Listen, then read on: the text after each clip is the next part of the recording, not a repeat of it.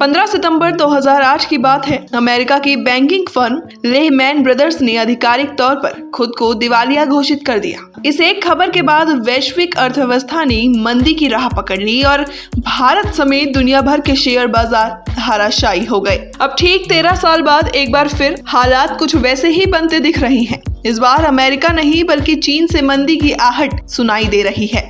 चीन की सबसे बड़ी रियल एस्टेट कंपनियों में से एक एवरग्रेनेट ग्रुप पर इन दिनों संकट के बादल छा गए हैं। कंपनी के अरबों डॉलर के कर्ज की अदायगी में चूक से बचने के लिए प्रयास जारी है। इस बीच वैश्विक निवेशकों में चिंता का माहौल है। बताया जा रहा है कि इससे वित्तीय प्रणाली के लिए व्यापक खतरों को लेकर चिंता बढ़ गई है।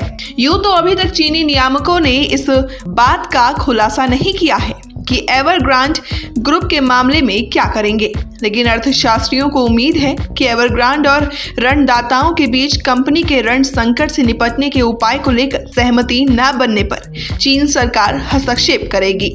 हालांकि सरकार की ओर से पेश किए जाने वाले किसी भी हल में बैंकों और बाउंड धारकों के लिए नुकसान शामिल होने की आशंका है। ऑक्सफोर्ड इकोनॉमिक्स के टॉमी वू ने एक रिपोर्ट में कहा है कि चीन सरकार नहीं चाहती कि ऐसा लगे कि वो कोई राहत या प्रोत्साहन दे रही है, लेकिन वो प्रणालीगत जोखिम को कम करने और आर्थिक व्यवधान को कम करने के लिए ऋण का पुनर्गठन कर सकती है। निवेशकों की इस बात पर निगाह है कि हांगकांग के पास स्थित दक्षिणी शहर शेनझेन की रियल एस्टेट कंपनी बृहस्पतिवार को अपने एक बॉन्ड पर ब्याज भुगतान कैसे करती है। 1996 में स्थापित एवरग्रांड चीन की सबसे बड़ी रियल एस्टेट कंपनियों में से एक है। कंपनी का कहना है कि उसके पास 350 अरब डॉलर की संपत्ति है। उसके संस्थापक शू जियाइन 2017 में देश के सबसे धनी उद्यमी थे।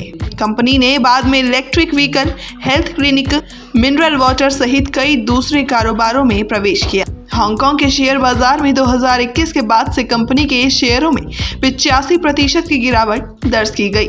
उसके बॉन्ड भी इतनी ही बुरी हालत में शू ने ऋण से मिले धन से कंपनी खड़ी की। इस साल 30 जून तक कंपनी पर अलग अलग ऋणदाताओं का 310 अरब डॉलर का कर्ज था। एवरग्रांड कर्ज पर निर्भरता कम करने के लिए कम्युनिस्ट पार्टी के अभियान के हिस्से के रूप में रियल एस्टेट से संबंधित उधार पर नियामकों द्वारा लगाई गई रोक की चपेट में आई है। अर्थशास्त्री एक दशक से चेतावनी देते रहे हैं कि चीन का बढ़ता कर्ज एक संभावित खतरा है। सत्तारूढ़ दल ने 2018 से इस तरह के वित्तीय जोखिमों को कम करने को प्राथमिकता दी है, लेकिन कॉरपोरेट, सरकार और परिवारों का ऋण आर्थिक उत्पादन के 270% से पिछले साल बढ़कर लगभग 300% हो गया। ये एक मध्यम आय वाले देश के लिए असामान्य रूप से अधिक है। साफ है कि इस बार अगर चीन से आर्थिक मंदी की शुरुआत होती है तो इससे आपकी नौकरियां भी जाएंगी और आपकी आमदनी भी मंदी हो जाएगी।